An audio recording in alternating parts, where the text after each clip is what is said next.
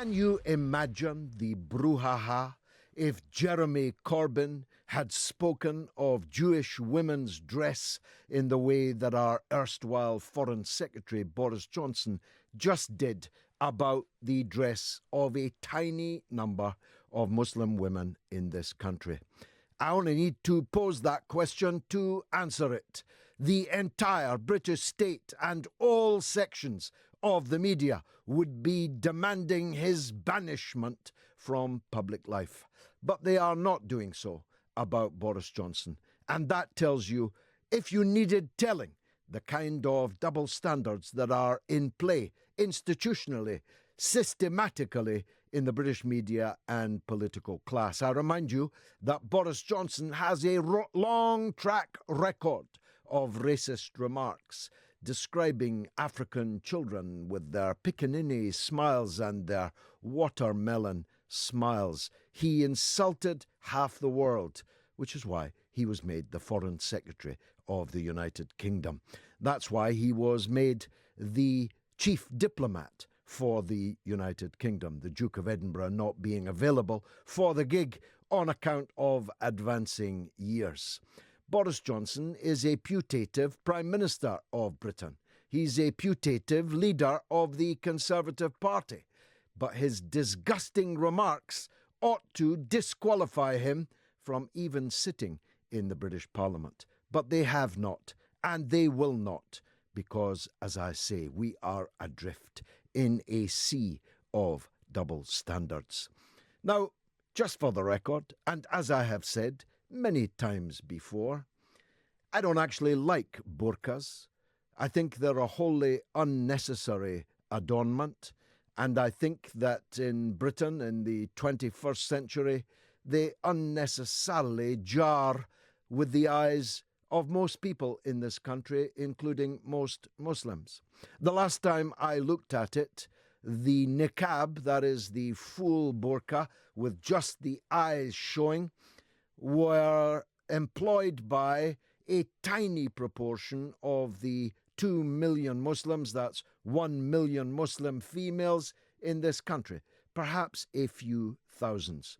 The last time I turned to this issue was when the Labour Home Secretary, Jack Straw, himself the Member of Parliament, the beneficiary of the votes and support of tens of thousands of Muslims in Blackburn, said he would require one of his constituents to take off her niqab and to address him properly and communicate with him clearly. I made the point that if being able to see the lips of the person you're talking to was a prerequisite for conversation, then there wasn't much future for radio. I pointed out that David Blunkett had never seen anybody's lips move, but it didn't stop him communicating perfectly fine. It was a disgusting attempt by Straw to ratchet up Islamophobic support in the country for Islamophobic policies at home and abroad. I say the same to Boris Johnson with the additional indictment that this is the latest in a long, long line of racist remarks by a man who, at the expenditure of hundreds of thousands of pounds, had the finest of educations, both at the expense of his parents and the expense of the rest of us. On the subject of double standards, let me turn to Mr. Tom Watson. By the way, Tom, as I know you're listening, the number is 0344 499 1000 to exercise your right of reply. Again, let me put my cards on the table. I actually liked Tom Watson. I asked people, indeed prevailed upon people, to support Tom Watson for his current position of Deputy Leader of the Labour Party.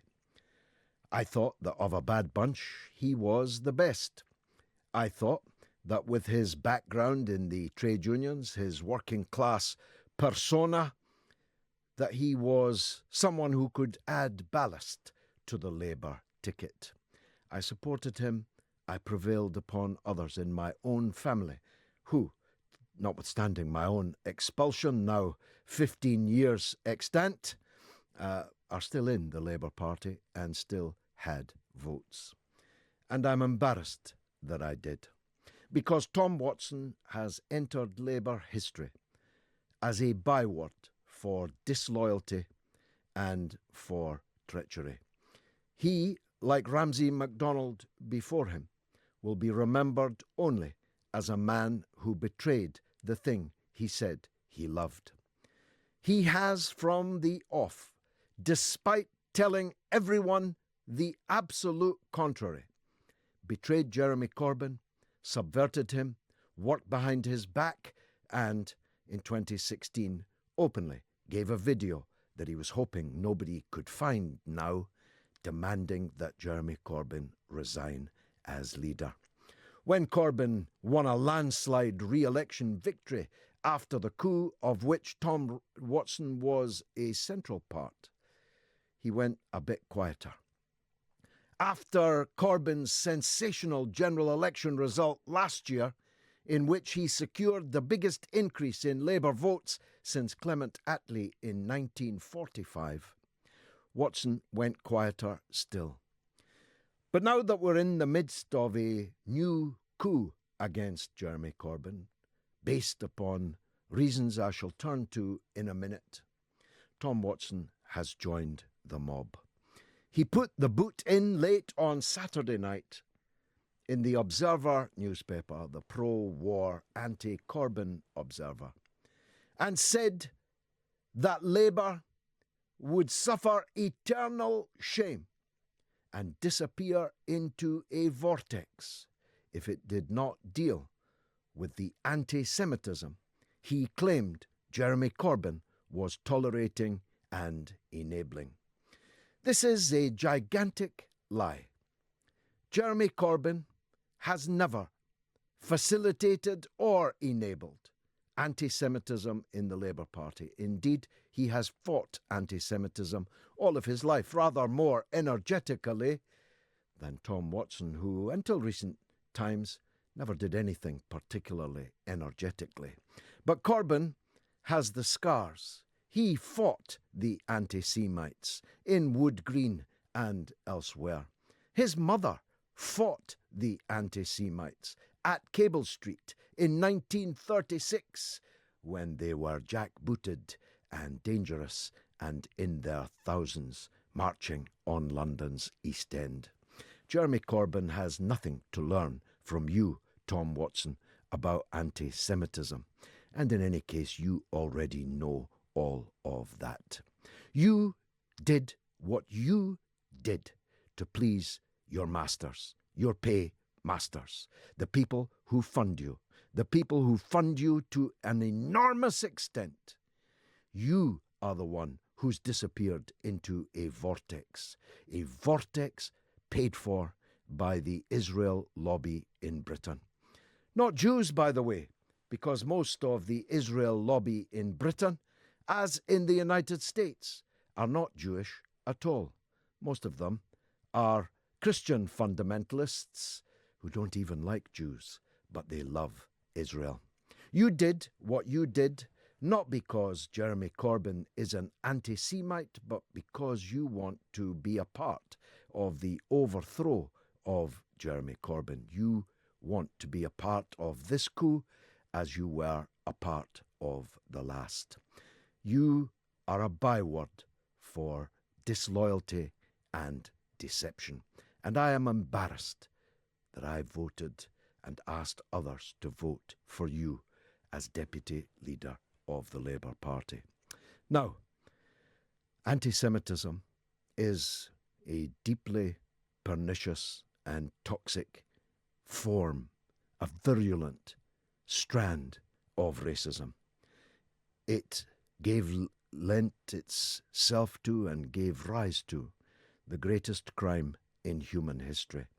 It gave rise to the systematic, industrialized attempt to annihilate an entire race of people. A unique crime, the biggest crime in human history. And whilst I have never myself met anyone in 36 years membership of the Labour Party and 50 years membership of the Labour movement who was an anti-Semite, I know that anti-Semitism exists amongst a small strand of Corbyn-supporting, Labour-supporting people who may or may not be members of the Labour Party. I know that 0.05% of the membership of the Labour Party, that's 0.05%, have been reported for anti-Semitic comments on Twitter, on Facebook, and elsewhere. I also know from an unimpeachable source that a good 80% of those complaints are fully justified. In other words, 80% of the 0.05% complaints are valid complaints. And such people, as I said here months ago, as firmly as I can, have to be rooted out and ruthlessly and expeditiously, and are being dealt with expeditiously as compared to when they were being used, weaponized by the previous General Secretary of the Labour Party. Anyone who states that bankers are the cause of all our problems, that bankers are Jews, and ergo the Jews are the source of our problems, is an anti-Semite who must be shunned and expelled from the Labour Party. Anyone who says that Jews blew up the Twin Towers on 9/11 must be shunned and rooted out of the Labour Party. Anyone who claims that there is some gigantic Illuminati conspiracy abroad in the world based around Jews is an anti-Semite who must be rooted out and expelled. So I'm not in second place to you, Mr. Watson, and neither is Jeremy Corbyn on the need to deal with this small but poisonous, toxic phenomenon that exists in the Labour Party and exists even more on the right of British politics. And therefore, although as half an Irishman I can say, as the Irishman asked the way to Dublin, I wouldn't have started from here. I wouldn't have started this whole IHRA debate in the first place. I would have rejected it as a basis for discussion and proposed an alternative base for discussion. But we are where we are. And I believe that Corbyn now should accept the IHRA definition and all of the examples appended to it, except one. And that one is the one that denies the right of Labour Party members to describe Israel as, and I quote, a racist endeavour, unquote. Because that would be, in Orwellian terms, the complete reversal of the truth, and no one can be required to lie that black is white, that war is peace, or that injustice is justice. Israel was founded as a European colonial state on the racist assumption that Europeans had the right to go to other people's countries and form colonies there. And guess what? The Israeli state itself has just, with its new national law, declared itself to be an apartheid state. And any definition of anti-Semitism that stopped people from describing Israel as it describes itself is such an intellectual, never mind moral, monstrosity that no one of any integrity could possibly accept it. The floor is yours. 0344 499 1000.